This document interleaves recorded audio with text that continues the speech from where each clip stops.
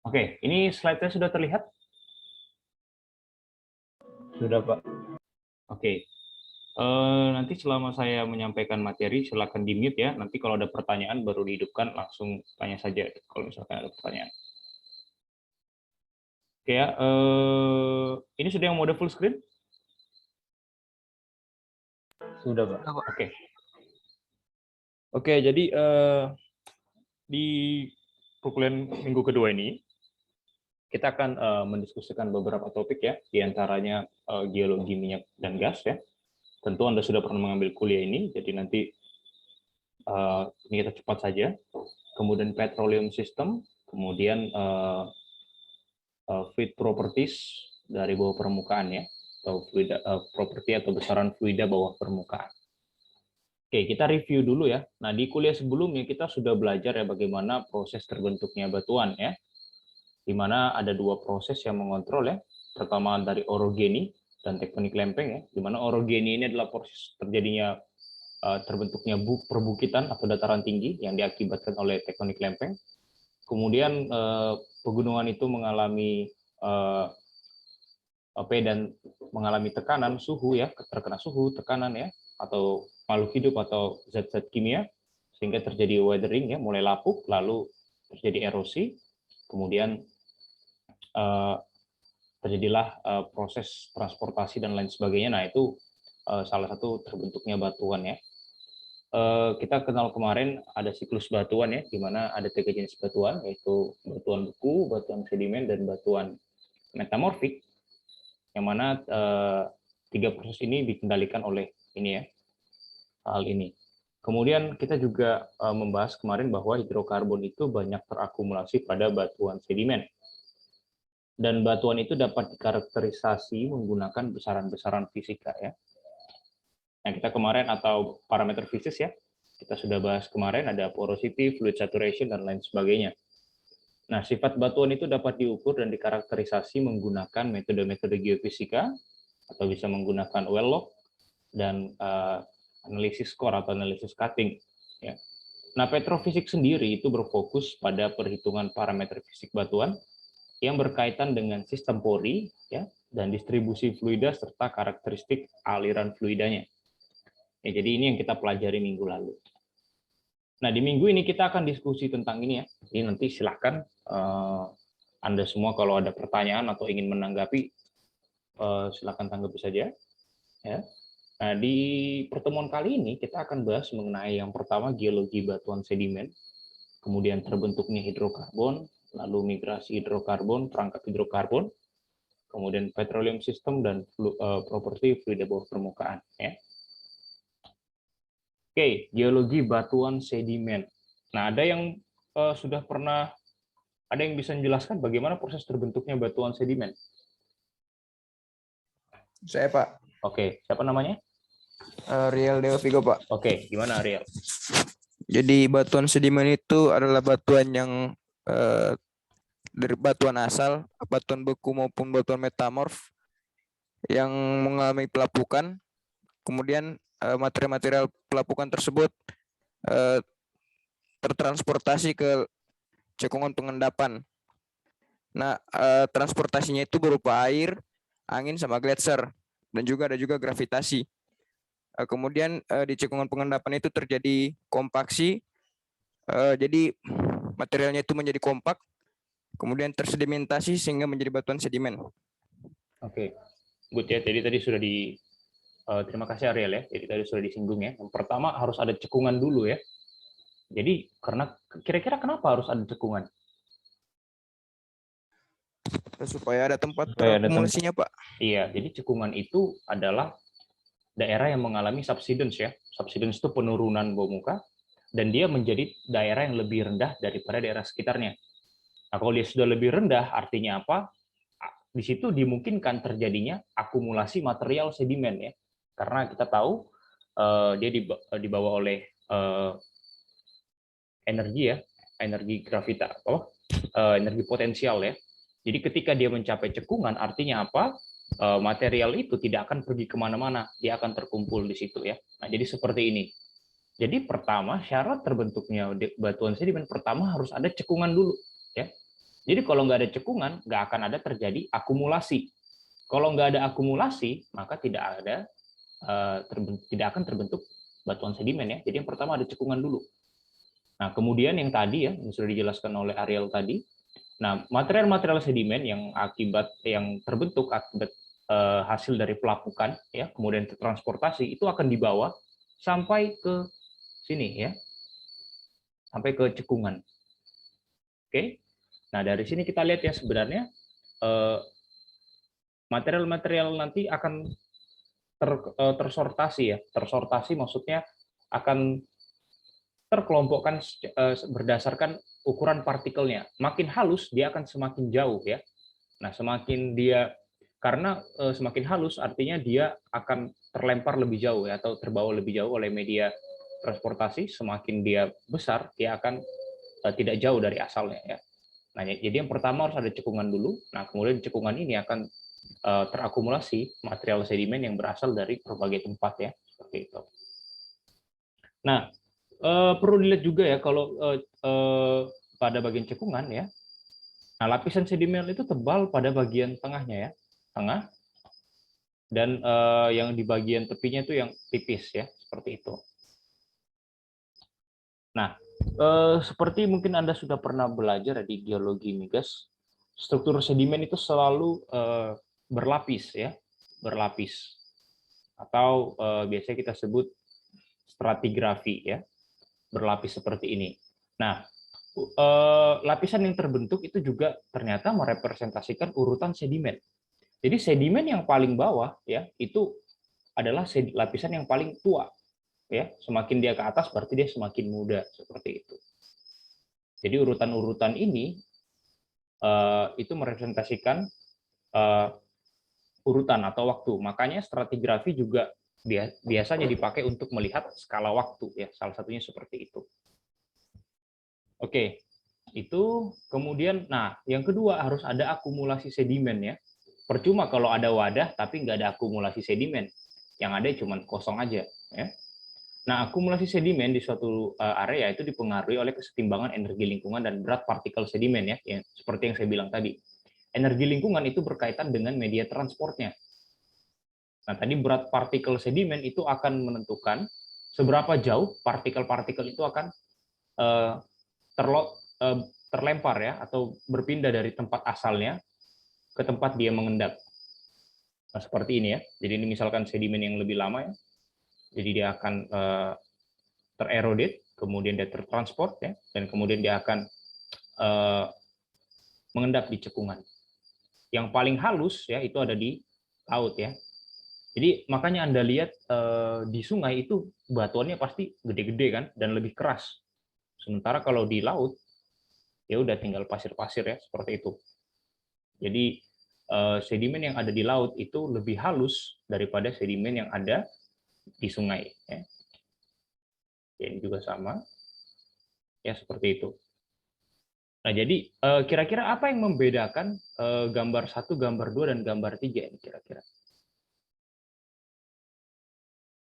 Ada yang bisa lihat? Ini ada bukitnya yang perbedaan ketinggian bukit ya. Kira-kira apa yang apa akibatnya kalau ada perbedaan ketinggian seperti ini misalkan? Ini sedimen yang pertama. Ya, ini gambar kedua, misalkan dari ketinggian seperti ini. Ini yang kedua dan ini yang ketiga. Kira-kira apa? Pengaruhnya ke apa nanti kira-kira? Mungkin pengaruhnya itu ke jauhnya jarak dia tertransportasi dan tempatnya nanti terakumulasi itu akan berbeda juga Pak, tergantung nanti sejauh mana dia tertransportasi. Mungkin kalau dia dari lebih tinggi, mungkin akan lebih jauh tertransportasinya. Oke, betul ya. Anda masih ingat mengenai energi potensial waktu fisika dasar? Oke, apa itu energi potensial? Berkaitan dengan apa energi potensial itu? Di fisika dasar. Dengan posisi benda, Pak. Gimana itu maksudnya? Dengan posisi benda yang seperti apa? Gimana ya? Oke, dari persamaannya aja kalau Anda masih ingat. Yuk kita ingat-ingat lagi fisika dasar. Energi potensial sama dengan Massa kali gravitasi. Ya kali ketinggian kan, Pak? oke, ketinggian ya. Artinya Ya. apa? Kalau dia semakin tinggi ya dari permukaan laut tentunya ukurnya. Artinya apa? Energi potensialnya semakin besar ya. Kalau dia semakin besar energi potensial artinya dia akan terbawa ke tempat yang jauh ya. Nah, itu dia. Kalau kita lihat ya dari perbedaan ketinggian ini itu akan menyebabkan seberapa jauh dia akan terlontar. Makanya dia akan di sini disebut dipengaruhi oleh energi lingkungan dan juga berat partikel sedimen. Nah, tadi kalau yang berat-berat ya, itu dia tidak akan jauh dari asalnya. Makanya yang besar-besar itu biasanya Anda temukan di sungai atau anak sungai. Sementara partikel yang jauh, yang halus itu akan terlempar sampai ke laut ya, seperti itu. Jadi dipengaruhi yang pertama oleh energinya. Energi itu berkaitan dengan letaknya dia terhadap titik nol, dalam hal ini sea level. Kemudian juga dipengaruhi oleh berat dari partikel sedimennya. Oke. Nah ada dua hal ya mengenai terbentuknya hidrokarbon ya. Anda juga pasti sudah pernah mendengar ini. Jadi ada dua teori yang dapat menjelaskan mengenai terbentuknya hidrokarbon. Yang pertama teori biogenik ya, biogenic origin, dan yang kedua teori anorganik. Nah, teori biogenic origin itu menyatakan bahwa hidrokarbon terbentuk dari bahan-bahan organik yang mana itu merupakan sisa makhluk hidup fosil ya. Sementara yang teori anorganik mengatakan bahwa unsur hidrogen dan karbon itu datang bersamaan ya dan terakumulasi lalu mengalami proses ya sehingga dia mendapatkan P, pressure and temperature ya. P dan T yang tinggi di bawah permukaan di mana reaksi kimia berlangsung ya. Jadi karena mereka terakumulasi zat hidrogen ya, unsur hidrogen dan karbon, kemudian dia mengalami P dan T tinggi ya sehingga terjadi reaksi kimia di situ. Nah, sehingga terbentuk menjadi senyawa hidrokarbon. Nah, dua teori ini sebenarnya menjadi apa ya? Menjadi perdebatan juga ya. Nah, tapi setelah dilakukan studi lebih lanjut, ternyata ketika dilakukan studi geokimia, ternyata dari situ menunjukkan bahwa zat-zat hidrokarbon itu sangat dekat dengan zat-zat karbon yang berasal zat-zat karbon yang berasal dari sisa-sisa makhluk hidup. Makanya banyak yang mengikuti teori ini ya, teori yang biogenic origin. Jadi bahwa makhluk hidup itu berasal dari bahwa hidrokarbon itu berasal dari sisa-sisa makhluk hidup. Karena zat-zat hidrokarbon itu unsur-unsur pembentuknya itu ditemukan juga pada bahan-bahan organik. Nah, makanya ya, kalau Anda pernah dengar istilah bahan bakar fosil, yaitu artinya bahan bakar yang berasal dari sisa-sisa makhluk hidup, yaitu ya ini ya, hidrokarbon, batu bara, itu kan dari sisa-sisa organik ya. Nah, itu. Jadi biogenic origin.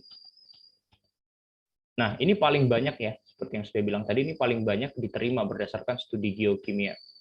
Nah, senyawa hidrokarbon atau petroleum itu mengandung senyawa-senyawa yang berhubungan dengan hewan dan tumbuhan. Nah, dari sinilah, dari evidence ini atau dari bukti ini, sehingga teori biogenic origin ini yang paling banyak diterima. Ya, jadi sebenarnya teori biogenic origin mengatakan seperti ini ya, dari ilustrasi gambar ini. Jadi dimisalkan 300 sampai 400 juta tahun yang lalu ya, di laut ada organisme ini, kemudian mati ya, kemudian nanti akan ada akumulasi sedimen lagi yang datang. Jadi makhluk hidup yang ada di sini itu akan tertimbun oleh akumulasi ini. Kemudian ada lagi peradaban yang hidup di atasnya atau makhluk hidup yang di atasnya, kemudian mati, lalu tertimbun lagi oleh akumulasi sedimen yang datang ya. Selalu seperti itu. Makanya salah satu melihat umur sedimen juga dilihat dari fosil ya. Jadi fosil itu selalu identik dengan sedimen ya. Jadi kalau Anda pernah kuliah lapangan, Anda akan ketemu beberapa fosil-fosil kerang ya, biasanya fosil-fosil kerang itu ada di batuan karbonat ya.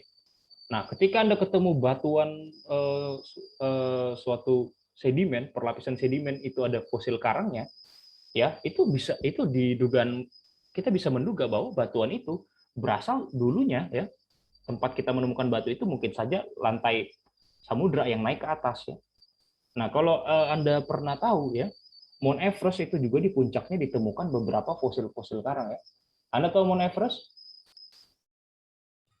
Tahu Pak. Ya, puncak tertinggi ya. Jadi puncak tertinggi yang ada di bumi itu dulunya berasal dari laut itu naiknya. Nah, Anda sudah pernah kuliah lapangan geologi tidak? Sempat nggak sebelum pandemi? Sempat ada kuliah geologi lapangan? Sempat sih Pak. Oke, di mana kuliah lapangannya? Waktu itu ini ngelihat apa susunan stratigrafi. Stratigrafi. Oke. Berarti di daerah mana itu? Di daerah mana itu? Lupa saya Pak. Oke. Di belakang KNPI, Pak. Oh iya. Berarti sedimen aja ya yang ada di situ? Iya. Oke. Iya. Ya menarik itu. Kita nggak tahu juga. Saya juga kurang tahu kalau di Kalimantan ya. Tapi kalau di Jawa Tengah itu ada di Kompleks Bayat sama Karangsambung ya. Itu jelas banget. Jadi di Bayat itu ada taman hiburan dan di situ ada singkapan sedimen besar sekali. Dan di singkapan itu banyak sekali fosil-fosil moluska kerang ya. Jadi kelihatan banget dari tempat yang tinggi itu ternyata dulu berasal dari laut terus naik. Nah, seperti itu ya. Nah, jadi teori biogenik itu mengatakan bahwa zat hidrokarbon itu berasal dari fosil-fosil atau bahan organik yang udah tertimbun ya. Jadi dia akan tertimbun, terakumulasi, kemudian semakin lama dia tertimbun ya, akan makin banyak lapisan di atasnya, maka dia akan mengalami pressure ya. Pressure, kemudian juga temperaturnya naik sehingga dia mengalami nanti pemasakan di situ. Sehingga ketika dia mengalami P dan T yang tinggi, dia mulai berubah wujud ya. Dari fosil menjadi senyawa hidrokarbon. Nah, nanti kita akan lihat. Nah ini ya, jadi terbentuknya hidrokarbon itu berasal dari bahan organik, kemudian menjadi kerogen, lalu menjadi oil and gas ya. Nah yang mengatur proses terbentuknya ini itu berdasarkan dikontrol oleh tekanan dan temperatur. Ya. Pernah dengar istilah overburden pressure? Pernah. Oke, apa itu? Tekanan yang berada di lapisan di atasnya, Pak. Jadi mungkin semakin dalam tertimbunnya suatu lapisan, maka lapisan yang di atas juga semakin banyak, yang menyebabkan tekanan overburden ini jadi lebih besar.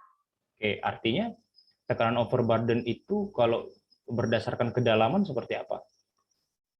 Kalau diukur berdasarkan kedalaman, artinya apa? Gimana? Semakin dalam, Semakin dalam, semakin besar, Pak. Temperatur dan pressure-nya semakin tinggi. Ya.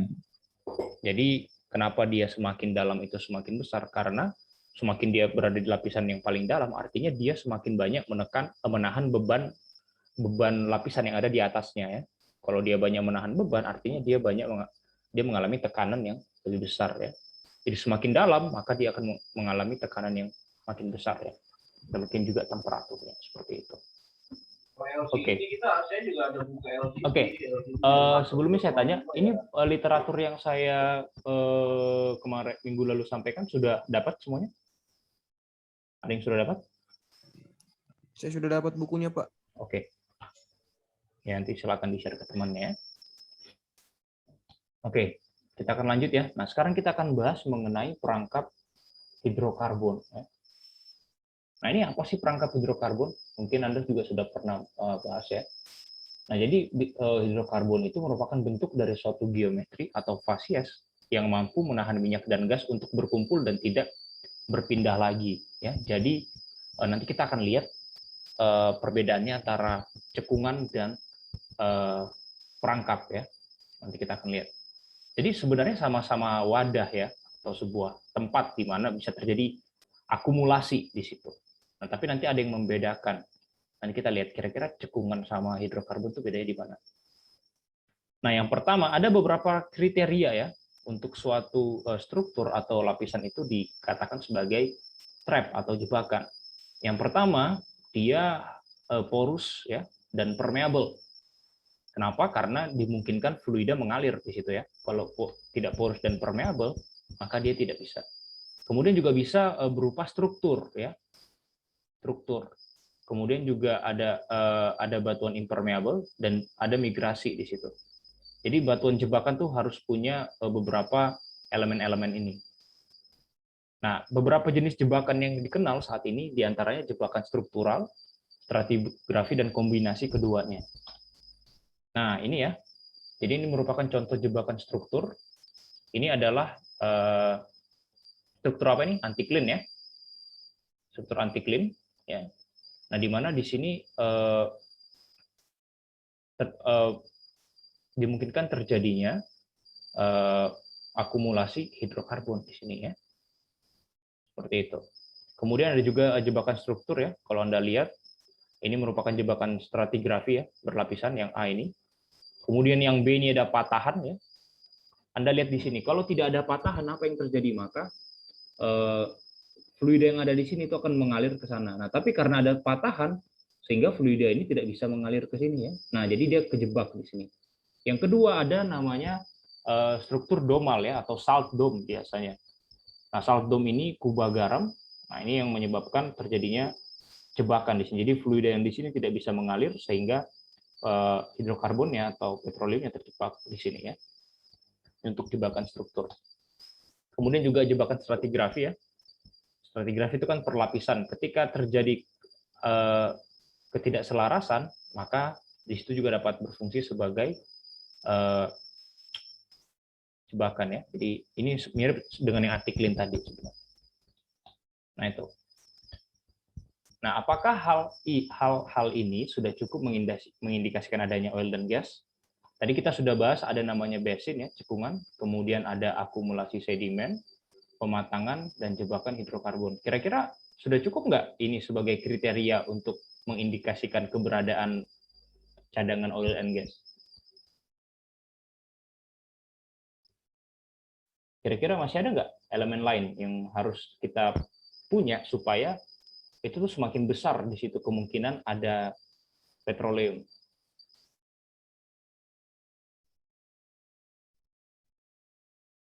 Kira-kira sudah cukup ini saja?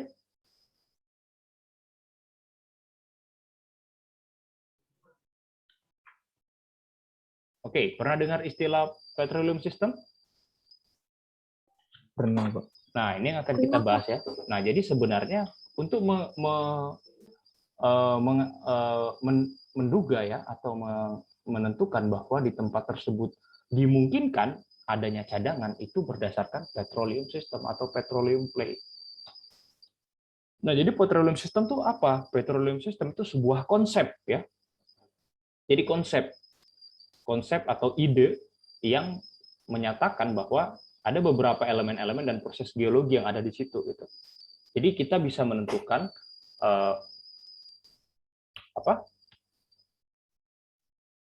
oil and gas atau hidrokarbon itu ada di situ kalau mempunyai elemen-elemen ini dan ada proses-proses geologi yang terjadi di situ. Ya. Nah, elemen tersebut itu adalah kondisi di mana akumulasi dari hidrokarbon di bawah permukaan dapat terbentuk. Nah, yang pertama ada beberapa hal ya, elemen-elemen dan proses yang ada dalam petroleum system. Nah, ini yang pertama terjadi maturation atau pematangan. Ya, jadi nanti kita akan bahas ya. Kemudian ada source rock, batuan induk. Kemudian ada migration atau migrasi. Kemudian reservoir rock. Kemudian harus ada cap dan trap ya, jebakan. Nah, kira-kira seperti ini konsep petroleum system. Oke, jadi dia harus punya ini ya. Nah, jadi ketika survei atau eksplorasi sebenarnya kita tuh mencari struktur ini ya, seperti ini. Ada nggak elemen-elemen tadi? Ya, elemen yang pertama source rock ya, source rock. Kemudian tadi ada nggak reservoir rock di situ? Ada cap nggak di situ? Oke, kemudian ada nggak ada struktur nggak di situ sehingga dimungkinkan adanya migration. Ya, nah seperti itu. Nah jadi misal Anda pernah lihat penampang seismik? Penampang seismik pernah lihat? Nah, kalau Anda pernah lihat data seismik, sebenarnya yang dicoba ditampilkan data seismik adalah model bawah permukaan ini ya. Jadi biasanya orang geofisis ya yang ribet di situ yang mencoba menentukan struktur-struktur yang dimungkinkan adanya petroleum system ini ya. Jadi dari data seismik kita akan melihat menentukan apakah ada elemen-elemen ini. Nah, kalau elemen-elemen ini ada, berarti kemungkinan ada, makanya perlu dilakukan pengeboran ya, untuk dilakukan survei lebih lanjut ya, seperti itu. Nah, yang pertama elemen dari petroleum system itu source rock ya. Nah, jadi source rock itu adalah endapan sedimen yang mengandung bahan-bahan organik yang cukup untuk menghasilkan hidrokarbon. Nah, batuan bisa dianggap sebagai source rock jika mengandung 0,5% organik karbon dan 100 ppm material organik yang dapat terekstraksi. Dan tentu harus dilakukan uji kimia. Nah, source rock ini selalu berkaitan dengan cekungan, ya. Nah, makanya ketika kita mau melakukan eksplorasi, ya, eksplorasi itu selalu berkaitan dengan mencari cekungan dulu, gitu. Daerah mana yang kemungkinan yang ada cekungan? Karena cekungan itu adalah tempat terakumulasinya material sedimen. Nah, kalau ada material sedimen yang terakumulasi di situ, kemungkinan ada hidrokarbon. Ya. Nah, semakin tebal perlapisan sedimen, maka semakin besar kemungkinan adanya petroleum di situ. Nah, jadi source rock itu biasanya terdapat di cekungan. Ya. Nah, setelah source rock ya, oke, sebentar. Nah, kemudian ada proses migrasi ya. Jadi Anda lihat di sini. Jadi source rock ini ya, di sini harus terjadi pematangan dulu di sini. Ya. Pematangan, kenapa pematangan? Karena hidrokarbon itu berasal dari tadi bahan-bahan organik yang telah mengalami P dan T yang tinggi sehingga dia matang ya, sehingga dia terjadi hidrokarbon. Anda lihat di sini, ketika di sini sudah mengalami pematangan, nah dia tertekan oleh overburden pressure. Ketika ini tertekan, apa yang terjadi dengan fluida yang ada di sini? Misalkan di sini ada fluida ya, hasil pematangan dari hidrokarbon. Dia tertekan oleh perlapisan sedimen. Apa yang terjadi kira-kira? Matang. Ya, dia sudah matang nih, ya kan? Bermigrasi, Pak. Bermigrasi dia, Pak. Nah, karena di sini ada oil window dan gas window ya. Nah, seperti ini. Jadi dia tertekan di sini. Kemudian karena dia tertekan, apa yang terjadi? Fluida ini akan naik ke atas, ya kan? Karena perbedaan apa? Densitas. Ya. Ini kan yang di atas nih lebih besar nih densitasnya, maka dia akan menekan. Nah, fluida yang di sini itu akan naik ke atas. Nah, di sini ada proses migrasi. Ya, migrasi itu apa? Perpindahan hidrokarbon menjauhi batuan induk. Penyebab migrasi ya tadi penguburan, pemadatan, dan ekspansi volume. Ya, serta tadi gravitational separation itu ketika ada fluida ditekan oleh densitas yang tekanan ya, ditekan atau dia mengalami ada material lain yang densitasnya lebih besar, dia akan bergerak ke atas ya, seperti itu. Nah, jadi survei seismik itu pertama melihat ini cekungan ini ya, survei geofisika lah cekungan, kemudian ada juga melihat oil window dan gas window ya. Jadi kalau sudah ada cekungan, kemudian ada struktur yang menunjukkan kemungkinan ada oil window dan gas window, berarti di situ kemungkinan ada jalur migrasi ya. Nah, berarti sudah dapat dua tuh ininya elemennya. Jadi ada dua. Nah, terus ada beberapa proses migrasi yang dikenal sejauh ini. Yang pertama itu primer ya, dari source rock ke carrier bed. Kemudian sekunder itu dari carrier bed terjadi akumulasi migas, dan tersier itu akumulasi migas ke lapisan yang ada di atasnya. Ya, seperti itu. Jadi minyak ini akan mengalir ke atas terus ya, sampai di mana tempat dia tidak bisa mengalir. Nah, di situ disebut dengan trap atau jebakan. Ya. Nah, trap itu seperti ini ya. Pertama, struktur anti-clean di sini. Ya. Ketika ada cap di sini, maka akan ada gas di sini. Nah, dia akan terperangkap di sini. Nah, ini pertama. Ini disebut dengan trap. Ini perangkap struktur ya, yang disebut dengan anti-clean. Jadi fluida yang di sini, kemudian dia mengalir di sini. Nah, kemudian masih ada sedikit yang lolos ke sini. Nah, ketika ketemu patahan, maka tidak akan bisa mengalir lagi ya. Jadi dia akan terjebak di sini. Nah, kemudian ada juga stratigraphic trap ya, seperti tadi. Dia terperangkap di sini. Nah, ini mungkin ada proses geologi sehingga terjadi patahan di sini, fault. Dan ini juga dome ya, seperti itu. Nah, ada trap, ada migration, dan ada source rock ya. Nah, kemudian yang paling penting reservoir. Ya. Reservoir itu apa? Ada yang tahu reservoir? Batuan yang mampu menyimpan dan mampu menghasilkan hidrokarbon, Pak. Menghasilkan? Apakah benar batuan reservoir itu menghasilkan hidrokarbon? Oh, mengalirkan, Pak, maksudnya. Mengalirkan ya. Ya, Oke, karena jadi ada kalau proses kalau kita yang- lihat tadi asal hidrokarbon itu dari mana? Apakah dari reservoir rock? Enggak, Pak, dari source rock. Ya, selalu ya. Makanya namanya source. Source kan artinya sumber, berarti dari situ dia berasal. Dari akumulasi sedimen yang mengalami P dan T ya. Kemudian dia bermigrasi, kemudian terperangkap. Ya, jadi yang pertama batuan reservoir itu dia tempat migas terakumulasi. Ya. Tentu reservoir ini adalah batuan yang berpori dan permeable. Dan di bawah permukaan yang memiliki kapasitas penyimpanan dan kemampuan untuk dialiri atau melewatkan fluida. Nah, kira-kira kenapa harus berpori dan permeable reservoir itu?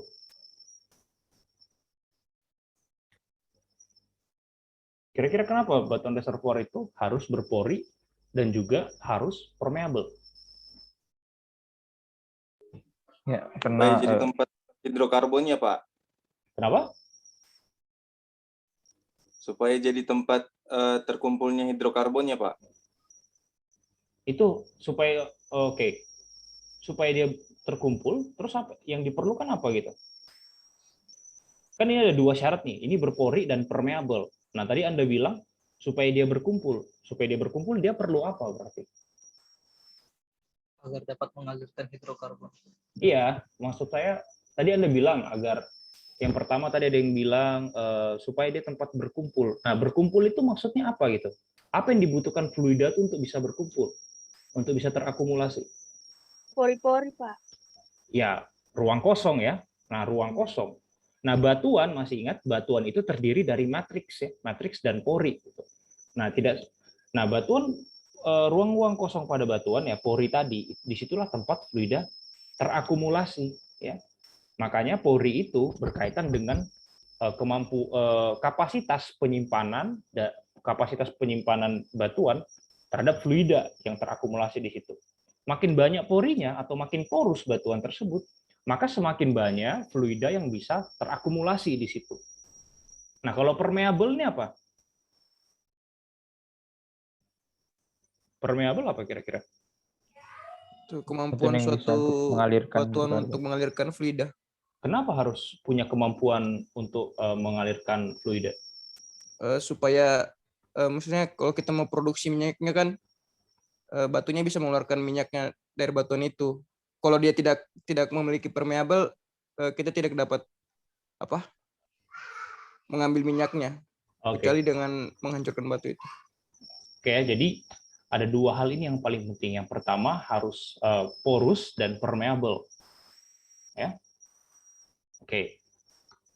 Nah, terus kemudian di sini ada caprock. Caprock ini fungsinya untuk apa? Di atasnya reservoir itu ada caprock. Caprock itu apa sih? Kenapa dia harus ada di situ gitu? Kira-kira kenapa? Menahan, Pak, untuk menahan. Oke, untuk menahan ya. Berarti kalau reservoir tadi permeable, caprock sifatnya Impermeable. iya, impermeable ya. Karena kalau ini juga permeable, yang terjadi apa? Ya, fluidanya akan naik ke atas ya.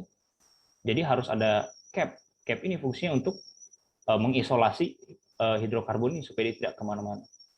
Nah, terus juga ya, misalkan di sini banyak pori, tapi porinya tidak saling terhubung, itu akan menyebabkan permeabilitas ya, atau menyebabkan batu tersebut jadi impermeable.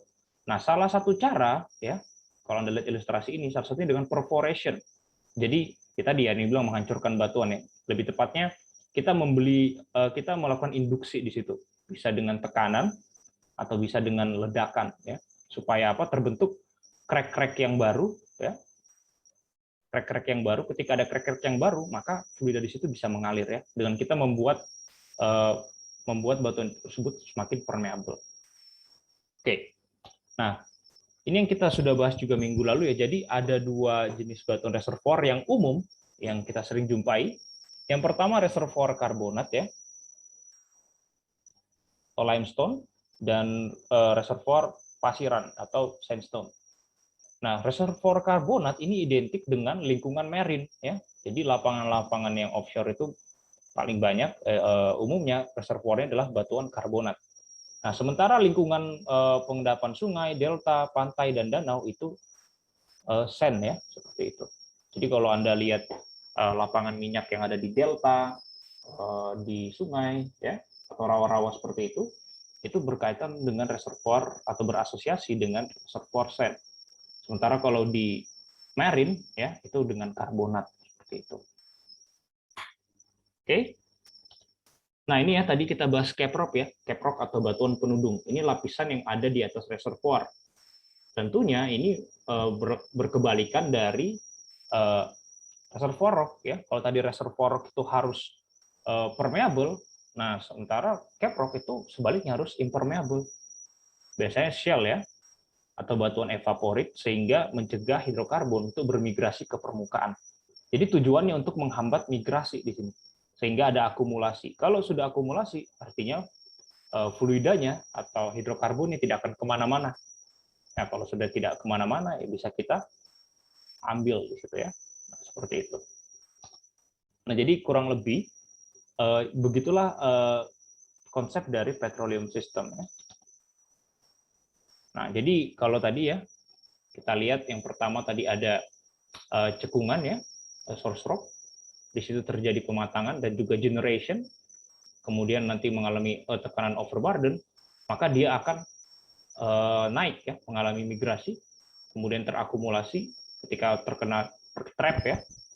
Nah, kemudian ada caprock di situ yang membuat migas itu tidak hidrokarbon tidak akan kemana-mana. Nah, dari situ baru bisa dilakukan eksplorasi lebih lanjut. Jadi untuk mengetahui, untuk menduga dugaan awal, apakah di situ ada kemungkinan ada hidrokarbon atau tidak, ya harus tadi petroleum system tadi, ya elemen-elemen itu harus ada atau tidak. Nah, itu tadi ya gunanya eksplorasi geologi dan geofisika untuk menemukan itu. Ya. Kalau misalkan sudah ketemu, baru dilakukan pengeboran. Ya, pengeboran masih eksplorasi ya, belum bor untuk produksi, sumur bor untuk eksplorasi untuk lebih jauh. Jadi jadi cukup panjang ya, apabila kita mencari lapangan baru sampai nanti itu production itu bisa makan sampai 40 tahun. Ya, jadi itu tidak semudah itu ya eksplorasi di industri migas itu, makanya kegiatan ini sangat mahal. Ya. Jadi tidak mudah untuk menemukan lapangan produksi yang baru. Kemudian ya karena memang prosesnya cukup panjang ya, tidak mudah. Dan sampai sekarang konsep mengenai keberadaan petroleum itu terus berkembang. Ya.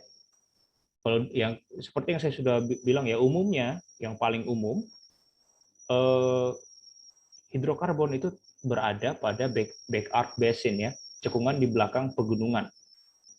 Nah, tapi ternyata di akhir-akhir ini itu ternyata di fore-arc basin ya ada sedimen juga di situ meskipun kecil. Nah, di situ juga ada ternyata hidrokarbon. Nah, jadi itu konsep-konsep yang terus berkembang. Biasanya kan kalau fore-arc itu juga lebih banyak kaitannya dengan batuan-batuan non sedimen ya. Nah, tapi ternyata juga ada endapan sedimen yang ya meskipun tipis ya, tapi ternyata ada di situ. Nah, konsep-konsep begitu itu terus berkembang sampai sekarang. Oke, itu ya. Jadi makanya ya kalau di industri migas itu pertama kali yang dicari itu cekungan dulu ya. Biasanya orang geofisika menggunakan metode gravity. Gravity itu metode gravitasi. Jadi tujuannya untuk menduga ada cekungan atau tidak di situ. Ya. Kalau sudah ada cekungan, maka selanjutnya dilakukan survei lapangan ya, survei geokimia, survei geologi untuk melihat singkapan-singkapan dan juga apa yang ada di situ ya. Nah, kemudian kalau sudah ada di situ, maka dilakukan eksplorasi geofisika lebih lanjut ya, menggunakan seismik untuk melihat apakah di situ ada source, apakah ada reservoir atau ada clay dan struktur-struktur perangkap yang lainnya ya, seperti itu. Jadi cukup panjang. Nah, kemudian properti reservoir dan fluida itu memainkan peranan penting dalam eksplorasi dan eksploitasi migas ya. Nah, jadi tadi ya, kan kita ada di permukaan, kita tidak bisa melihat langsung ke dalam. Nah, untuk mengetahui yang di bawah permukaan itu seperti apa, kita perlu parameter-parameter untuk nanti melihat di bawah ini seperti apa. Ya, kita perlu parameter atau disebut sebagai properti, ya, properti fluida bawah permukaan. Nah, jadi pengetahuan akan properti air dan migas itu sangat penting bagi petroleum engineer karena banyak masalah yang terkait di situ ya, terkait dengan eksplorasi, kerusakan formasi atau masalah produksi, oil recovery dan lain sebagainya. Nah, semua itu ya, hal-hal tadi terkait dengan sifat fisik atau fluida bawah permukaan. Nah, contohnya seperti ini ya. Ini salah satu tekanan gradien tekanan hidrostatis. Nah, ini berkaitan dengan tadi ya, besarnya tekanan overburden juga. Dan gradien geotermal ini juga digunakan untuk mengetahui suhu. Ya, jadi kita bisa mengetahui di bawah permukaan ini seperti apa, itu dengan parameter-parameter bawah permukaan seperti ini. Nah, nanti di minggu-minggu selanjutnya kita akan membahas mengenai properti bawah permukaan ya. Nah, ini sebenarnya yang dipakai untuk mengetahui di bawah permukaan ini seperti apa. Jadi porosity, permeability, saturation, wettability ya. Kemudian tegangan permukaan ya. Kemudian tekanan kapiler dan compressibility rock. Ya. Nah, jadi selama satu semester kita akan membahas parameter-parameter ini dan hubungannya. Tentunya hubungan antara parameter ini itu juga digambarkan dalam suatu persamaan-persamaan. Ya, jadi sebenarnya ketika kita di kitab bilang ada metode geofisika, ada metode well logging, nah sebenarnya metode itu mencatat data-data ini ya, parameter-parameter ini. Nah, dari parameter ini kita bisa mengenali ya di bawah permukaan itu seperti apa ya. Ini kan tugas minggu lalu ya kalau nggak salah ya, benar ya? Iya, Pak. Iya, Pak. Oke ya. Jadi ya Anda setidaknya dengan dikasih tugas ini, tugas minggu lalu Anda sudah melihat beberapa contoh ya. Maksudnya setidaknya definisinya udah mengerti ya. Kalau porosity ini apa? Porosity? Itu kemampuan batuan untuk menampung fluida, Pak. Oke. Fluida untuk batuan untuk menampung fluida ya. Terus Ya, Pak. kalau permeability? Kemampuan batuan untuk Mengalirkan meloloskan fluida.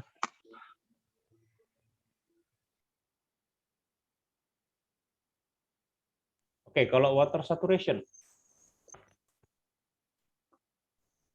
Ada yang tahu water saturation? Wettability? Ya. Nah, jadi kurang lebih itulah ya. Nah, ini masih pengantar ya di minggu kedua ini kita masih review mengenai ini sebenarnya minggu kedua ini kita review mengenai geologi migas ya. Nah, seperti itu. Oke, ada pertanyaan sebelumnya? Ada pertanyaan? Silakan kalau ada. Pak, saya boleh nanya, Pak? Oke, silakan. Tentang fosil yang ditemukan di gunung tertinggi tadi, Pak. Jadi berarti sejarahnya dulu bumi ini berarti terisi oleh air sepenuhnya ya, Pak?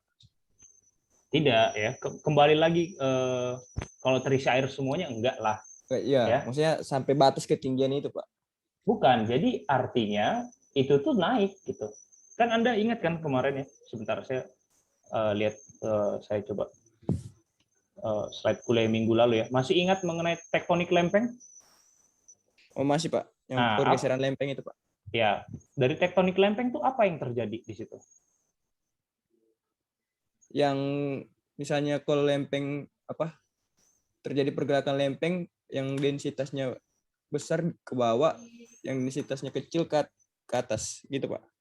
Nah, ada lagi fenomena lainnya itu kan subduksi kan. Nah, Ya.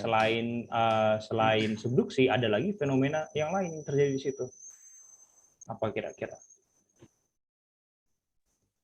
Yang naiknya permukaan, Pak. Betul. Ya, ada permukaan yang naik juga gitu kan. Nah, yang naik itulah ya. Jadi dari samudra itu naik ke atas ya. Seperti itu. Jadi ada yang namanya bentar saya tunjukkan.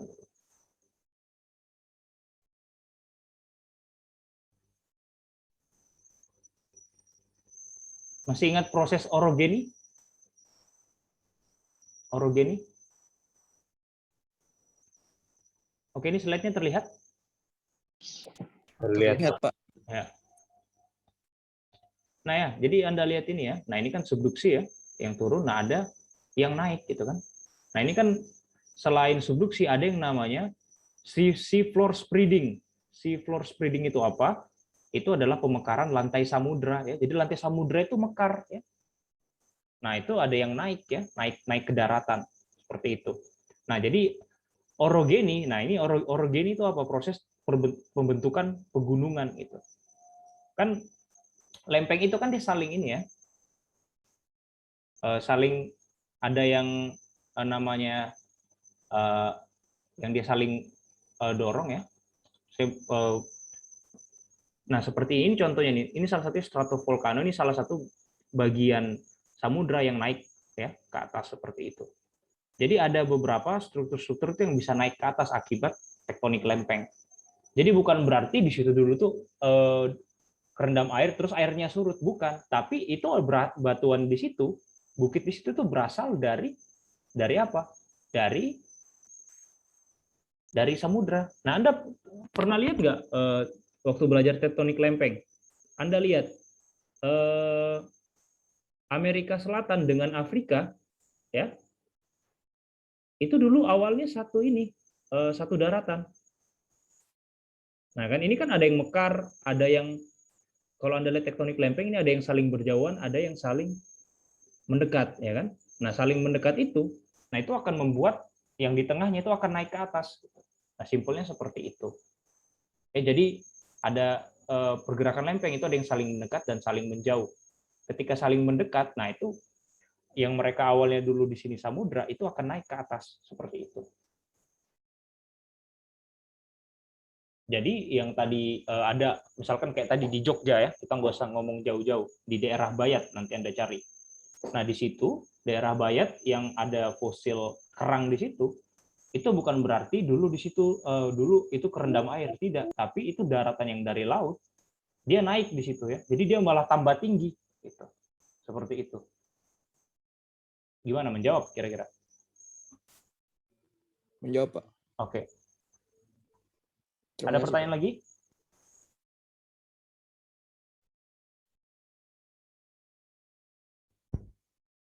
Oke, kalau tidak ada saya yang bertanya sekarang. Nah, waktu geologi migas, Anda belajar apa saja?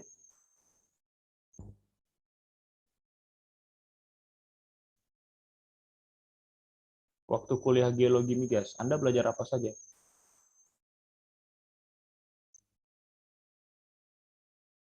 Ayo, saya yang tanya nih sekarang. Belajar apa saja waktu geologi migas? Minggu ini kan sebenarnya kita lagi review geologi migas nih. Gimana? Halo? Izin jawab, Pak. Iya, belajar apa aja? Kalau boleh jujur, Pak, sebenarnya geologi migas cuma 2 kali masuk dosennya, Pak. Oh, kok bisa 2 kali masuk? Nggak tahu, Pak. Pak Ardi nggak pernah ini, Pak. Cuman dia suruh ikut webinar 2 kali. Terus Iya. Iya, jadi sebenarnya kebanyakan geologi dari kelas-kelas organisasi sih, Pak. Kalau saya ya, Pak. dari Ikutnya kayak kelas-kelas SPI gitu ya. SPI ya, ya kayak gitu. Oke. Ya. Nggak apa-apa, itu bagus ya, ikut-ikut yang kayak gitu ya untuk menunjang. Oke. Tapi sudah pernah dengar kan tektonik lempeng, kemudian orogeni, petroleum system. Kalau petroleum system sering sih, Pak, Iya, dari itu kayaknya PTP. iya, saya lihat itu kayak di webinar sering diulang-ulang ya. Apalagi kalau pematerinya dari orang GNG, Geology and Geophysics, itu selalu tuh ngomongin tentang itu. Oke.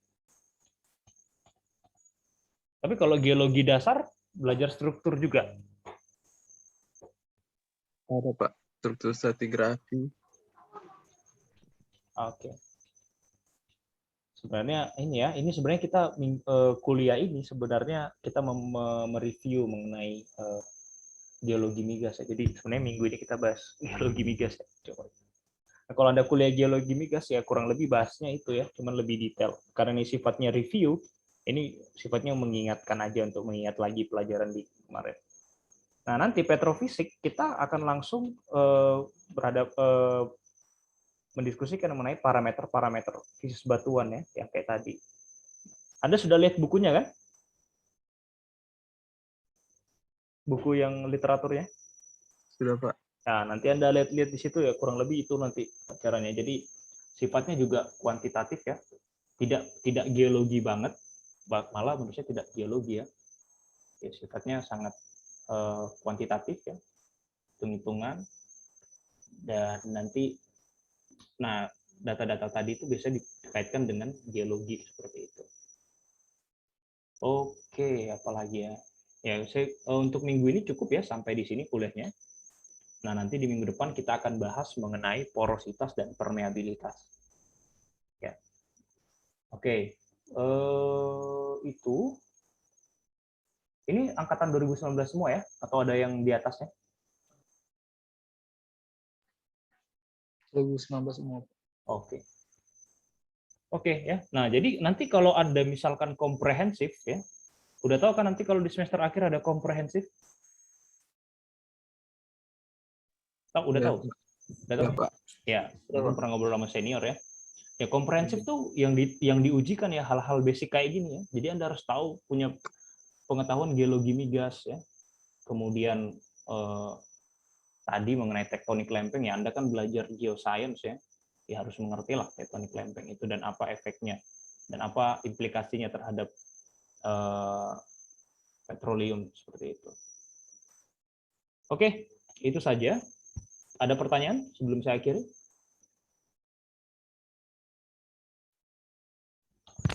Oke, kalau tidak ada, nanti silakan ya. Ada tugas ya, saya beri. Silakan Anda kerjakan di situ.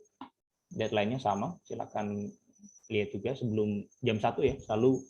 Tugasnya selalu 1 minggu ya. 1 minggu jam 1 seperti itu. Oke, ya. Jadi kalau ada pertanyaan silakan tanyakan saja di grup ya kalau bisa. Nggak usah private supaya yang lainnya juga bisa melihat. Oke, itu saja dari saya. Saya akhiri pertemuan kali ini. Nanti silakan dikerjakan tugasnya. Oke, terima kasih semuanya. Selamat melanjutkan aktivitas atau kelas yang lain. Selamat siang. Terima kasih Pak. Terima kasih banyak, Pak.